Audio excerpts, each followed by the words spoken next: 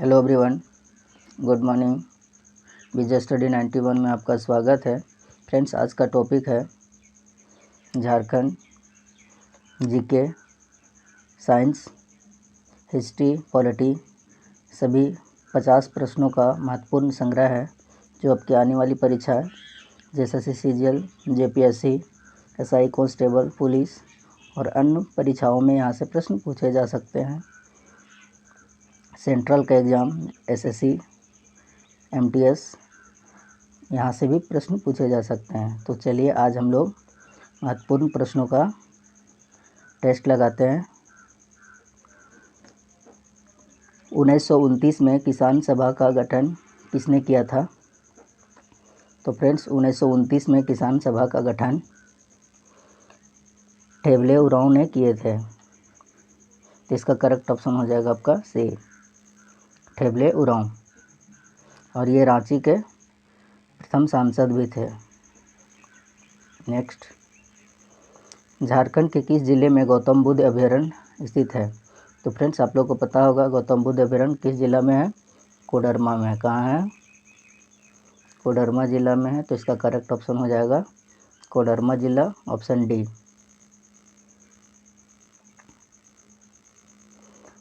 उरांव, कुड़ुख, कोरबा और पहाड़िया मालतो किस भाषा परिवार से संबंधित है? किस भाषा परिवार से संबंधित है? उरांव का कुड़ुख, कोरबा और पहाड़िया का मालतो किस भाषा से? तो ये द्रविड़ भाषा परिवार से संबंधित है। करेक्ट ऑप्शन हो जाएगा आपका B.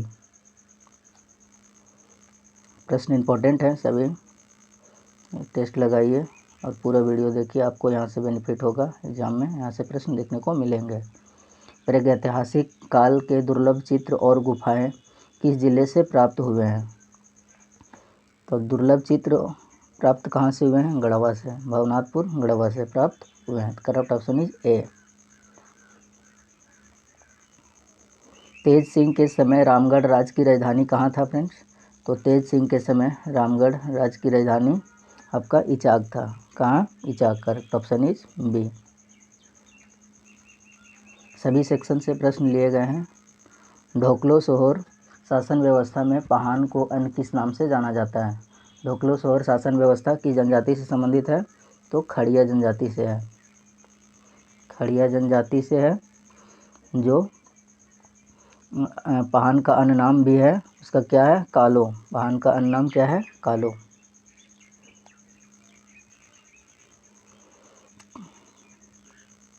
GEL church, Christ church कहाँ स्थित है? तो GEL चर्च कहाँ है आपका? तो रांची में है। कहाँ है? रांची में। करेक्ट ऑप्शन इज ए। और इसका स्थापना 1855 ईस्वी में किया गया था। ये भी पूछता है। बेतला राष्ट्रीय उद्यान मुख्यतः किस जिले में है? तो बेतला राष्ट्रीय उद्यान आपका किस जिला में है? लातेहार में। करेक्ट ऑप्शन इज ए। सभी प्रश्न पूछे गए हैं। ऑटो आनुषंगिक उद्योग किस जिले में स्थित है? ऑटो आनुषंगिक तो किस जिला में स्थित है? तो आपका करेक्ट ऑप्शन होगा पश्चिमी Singhbhum. Correct option is B, पश्चिमी सिंहभूम।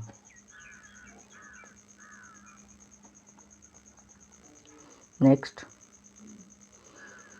देश में पैराट उत्पादन में झारखंड का भारत में कौन सा स्थान है? पैराट उत्पादन में झारखंड का स्थान पहला है, फर्स्ट है। Correct option is A. Next section आपका पहला सेक्शन 10 प्रश्न था आपका। दूसरा सेक्शन आपका है, दूसरा सेक्शन आपका भारतीय राज्य व्यवस्था से। भारत के सर्वोच्च न्यायालय के न्यायाधीश के लिए नियुक्ति योग्य होने के लिए किसी व्यक्ति को उच्च न्यायालय में कितने साल तक अभ्यास करना चाहिए? तो आप सर्वोच्च न्यायालय में न्यायाधीश बनने के लिए कम से कम उच्च न्यायालय में 10 वर्षों तक उसको कार्य करना चाहिए। तो करेक्ट ऑप्शन हो जाएगा आपका ए। भारत के सर्वोच्च न्यायालय के न्यायाधीश के लिए नियुक्ति योग्य होने के लिए 10 साल तक उच्च न्यायालय में अभ्यास करना आवश्यक है। कितना? 10 साल। सुप्रीम कोर्ट के मुख्य न्यायाधीश के रूप में कार्य करने के लिए व्यक्ति को उच्च न्यायालय में कम से कम कितने वर्ष तक कार्य करना चाहिए? तो इसमें भी होगा 10 वर्ष तक काम करना चाहिए। तो करेक्ट ऑप्शन इसमें भी हो जाएगा आपका ए।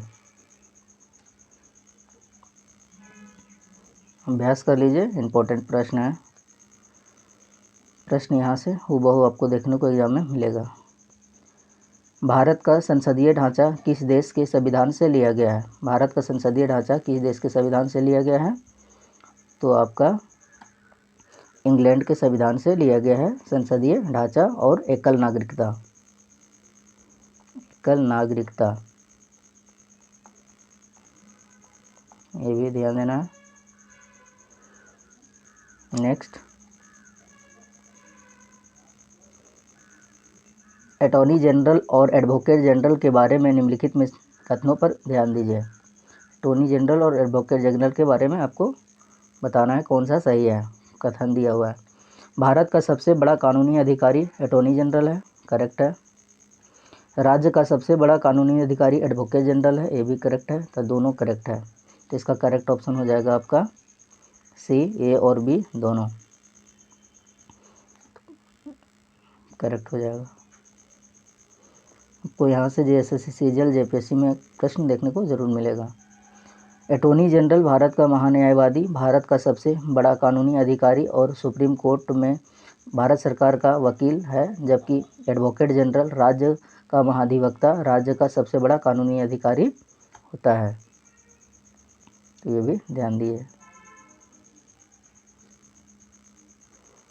भारत सरकार ने सरकारिया आयोग का गठन कब किया था? तो भारत सरकार ने सरकारिया आयोग का गठन 1983 ईस्वी में किया था। कब किया था? 1983 ईस्वी में। और सरकारिया आयोग का संबंध है केंद्र राज्य संबंध, केंद्र राज्य संबंध, केंद्र और राज्य के बीच में टैक्स से संबंधित बातें को सुलह करवाने का काम भी करता है। तो रणजीत सिंह सरकारिया के अध्यक्षता में आपका सरकारिया आयोग का गठन किया गया था 1983 ईस्वी में। तो करेक्ट ऑप्शन इज सी। चलिए इसका नोट्स पढ़ लेते हैं एक बार। भारत सरकार में सरकारिया आयोग का गठन 1983 ईस्वी में केंद्र और राज्य सरकार के बीच संबंधों को, शक्ति को संतुलन बनाए रखने के लिए, उसकी क्षमता को जांच करने के लिए किया गया था। इसके अध्यक्ष सुप्रीम कोर्ट के रिटायर्ड जज राजेंद्र सिंह सरकारिया थे, जबकि अन्य सदस्य श्री बी शिवारमन और डॉक्टर SR सेन थे। तो ये भी आपको ध्यान रखना है। नेक्स्ट, यदि कोई विधेयक संसद के एक सदन में पास हो जाए लेकिन दूसरे में लंबित हो तो संसद के दोनों सदनों की संयुक्त बैठक कितने समय के लिए बुलाई जाती है? कितने समय के लिए बुलाई जाती है? तो 6 माह के लिए। कितना? 6 मंथ। तो इसका करेक्ट ऑप्शन हो जाएगा आपका 6 मंथ।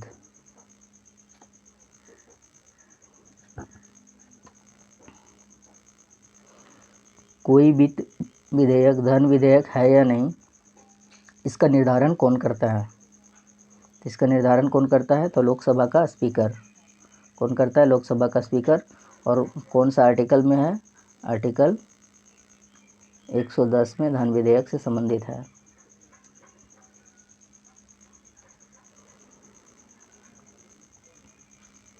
भारतीय संविधान के अनुच्छेद 110 में धन विधेयक की व्याख्या की गई है। प्रत्येक वित्त विधेयक धन विधेयक होता है। प्रत्येक वित्त विधेयक है वो धन विधेयक होता है। लेकिन यहाँ लेकिन लगा हुआ है आपका, प्रत्येक धन विधेयक वित्त विधेयक नहीं हो सकता है।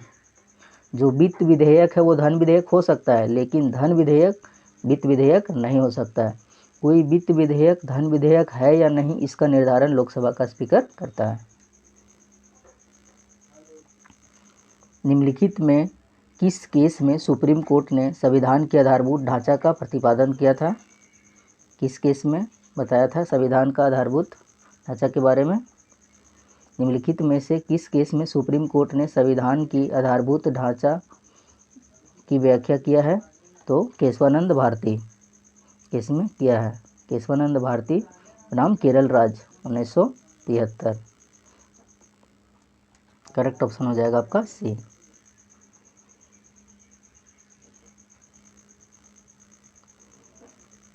भारत में पंचायती राज दिवस कब मनाया जाता है? तो भारत में पंचायती राज दिवस कब मनाया जाता है? तो 24 अप्रैल को मनाया जाता है। कब? 24 अप्रैल।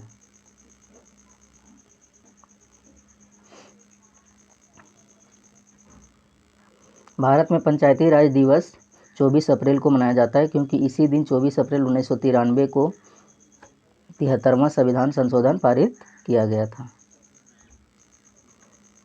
कोई अकेला मंत्री किसके द्वारा हटाया जा सकता है? कोई भी अकेला मंत्री है किसके द्वारा हटाया जा सकता है? तो राष्ट्रपति के द्वारा हटाया जा सकता है। अब नेक्स्ट सेक्शन है आपका हिस्ट्री का। व्यवहार समता और दंड समता नामक दो कानून किसने चलाए थे? व्यवहार समता और दंड समता नामक कानून किसने चलाया था? व्यवहार समता और दंड समता तो अशोक ने। किसने चलाया था? Ashok. Correct option is B. Gupta काल का कानून किस पर आधारित था? गुप्त काल का जो कानून था किस पर आधारित था? तो आज्ञवल्क्य स्मृति पर आधारित था। किस पर? आज्ञवल्क्य स्मृति। गुप्त काल का जो कानून था आपका आज्ञवल्क्य स्मृति पर आधारित था। तो correct option is B. Mohenjodaro का अर्थ है मृतकों का टीला। ऐसा ही अर्थ सिंधु घाटी सभ्यता के किस और स्थान का है? किस स्थान का है? बोला है कि मोहनजोदड़ो का अर्थ है मृतकों का टीला। ऐसा ही अर्थ सिंधु घाटी सभ्यता के किस और स्थान का है? तो लोथल। लोथल का ही है।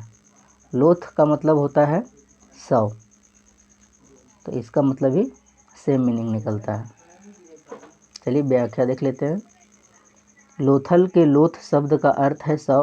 लोथल का भी अर्थ है शवों का स्थान। क्या है?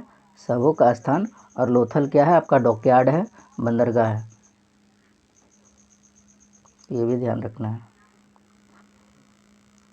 और लोथल किस स्टेट में है?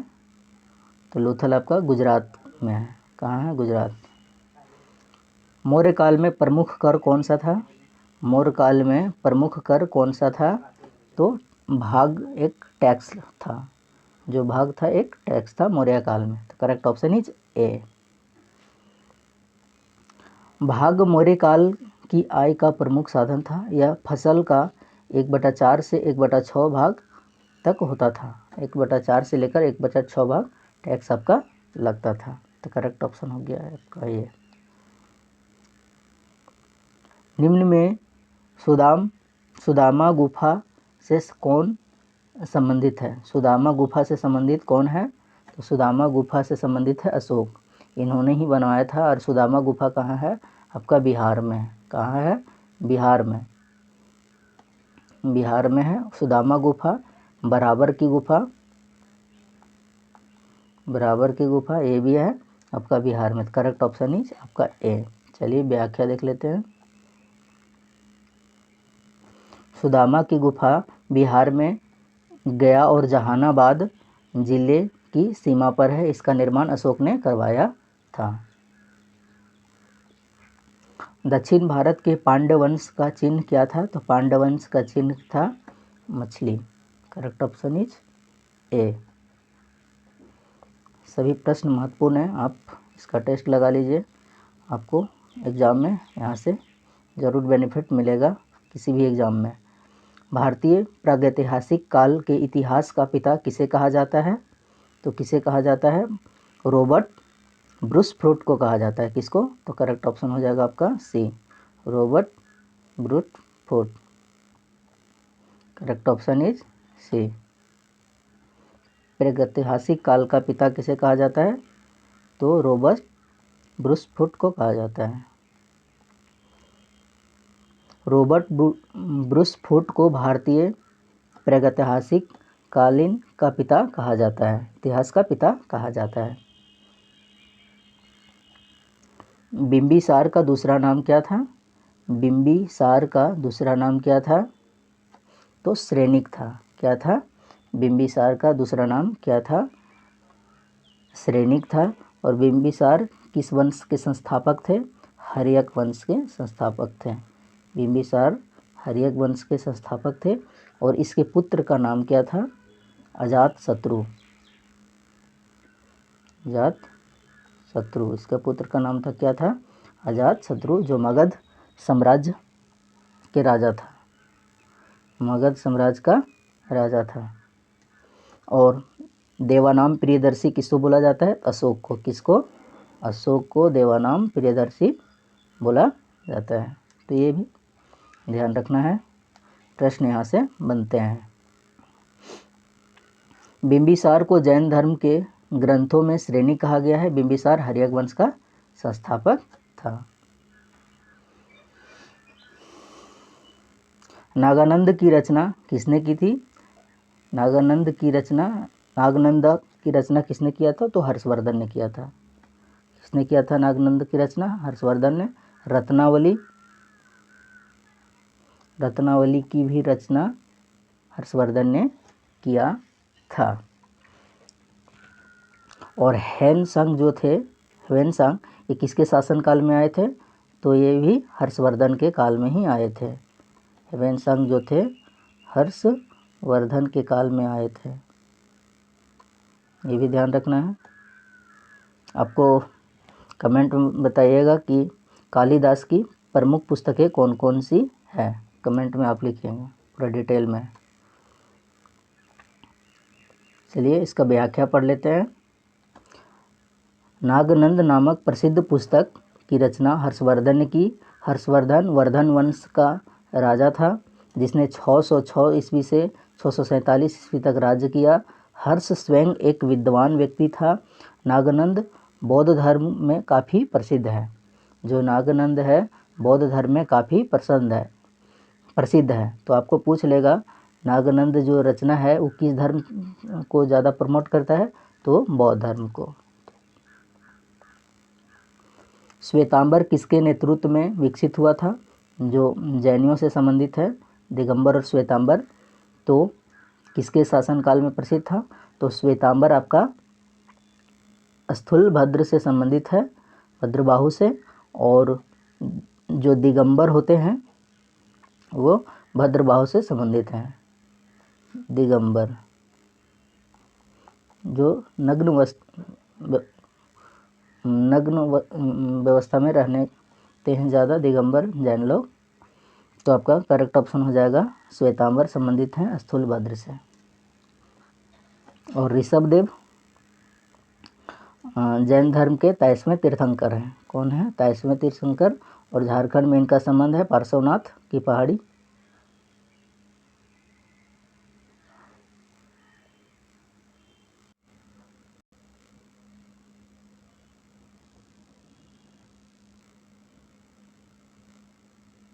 सॉरी फ्रेंड्स, यहाँ ऋषभदेव पहले तीर्थंकर थे, फर्स्ट।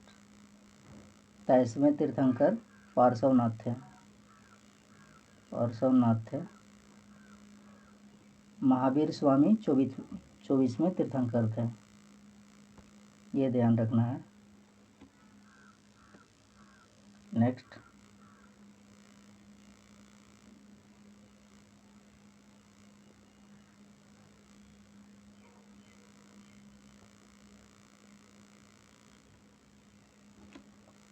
श्वेतांबर किसके नेतृत्व में विकसित हुआ था फ्रेंड्स? तो ये तो हो गया। नेक्स्ट,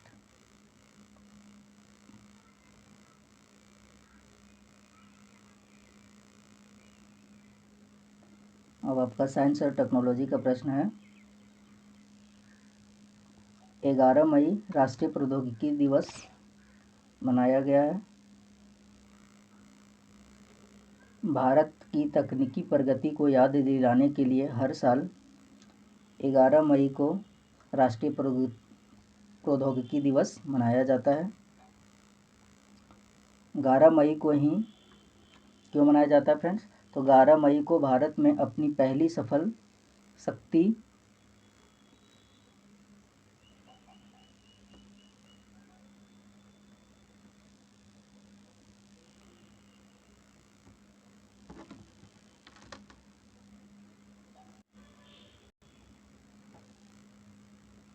परमाणु मिसाइल का परीक्षण किया गया था। इसीलिए इस मिसाइल का परीक्षण भारतीय सेना ने पोखरण टेस्ट रेंज में राजस्थान में किया था। इसीलिए 11 मई को ही आपका परमाणु प्रौद्योगिकी दिवस मनाया जाता है। तो करेक्ट ऑप्शन हो गया आपका। इसे थ्योरी करंट का था फ्रेंड्स। अब यहाँ से हम लोग साइंस का प्रश्न करेंगे जो आपका जेएसएससी जेपीएससी के लिए इम्पोर्टेंट है। कौन सा संगठन लुप्त होती प्रजातियों के लिए रेड लिस्ट जारी करती है? फ्रेंड्स, कौन सा संगठन है जो आपको किसी भी जो प्रजाति जीव जंतु लुप्त होती है उसके लिस्ट रेड लिस्ट जारी करती है? तो आपका करती है IUCN। इसका फुल फॉर्म है friend international union for conservation of nature. तो करेक्ट ऑप्शन हो जाएगा आपका बी। पृथ्वी पर सबसे पुराना जीव कौन सा है? तो सबसे पुराना जीव आपका है नीलहरित शैवाल।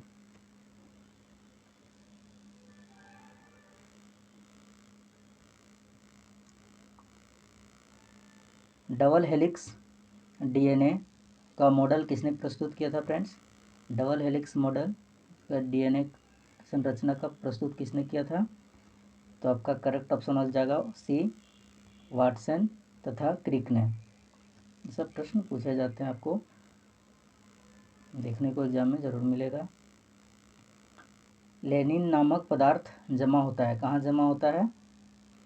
तो लेनिन नामक पदार्थ आपका जाइलम ऊतक पर जमा होता है। तो इसका करेक्ट ऑप्शन हो जाएगा ए। लेनिन नामक पदार्थ आपका कहाँ जमा होता है? जाइलम ऊतक में।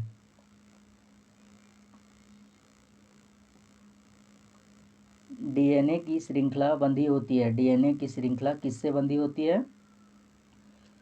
डीएनए की श्रृंखला तो आपका करेक्ट ऑप्शन हो जाएगा हाइड्रोजन बंध से। डीएनए की श्रृंखला किससे बंधी होती है? तो हाइड्रोजन बंध से। करेक्ट ऑप्शन हो जाएगा आपका डी।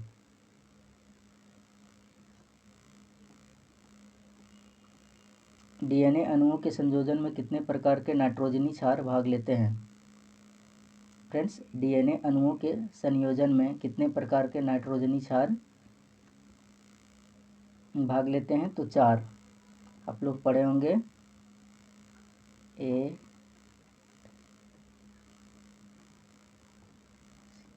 एडिनिन थाइमिन के साथ, गुआनिन साइटोसिन के साथ। तो ये आपका 4 नाइट्रोजनी क्षार बेसिस जो हैं वो डीएनए में संयोजन होते हैं, जुड़े होते हैं। Adenine, thymine, guanine, cytosine. इसके साथ 2 नाइट्रोजनी बेस और इसके साथ नीचे वाले में 2 सेकेंड नंबर में आपका 3 नाइट्रोजनी बेस होता है। तो आपको डायरेक्ट पूछ लिया जाएगा कि ये गुआनिन है, साइटोसिन के साथ डीएनए में संयोजन होता है, इसमें कितने नाइट्रोजन बेस, इसमें कितने बॉन्ड होते हैं? तो 3 बॉन्ड होते हैं। तो ये भी ध्यान रखिएगा। तो फ्रेंड्स, आज इतना ही प्रश्न था। अब इसका रिवीजन कर लीजिए।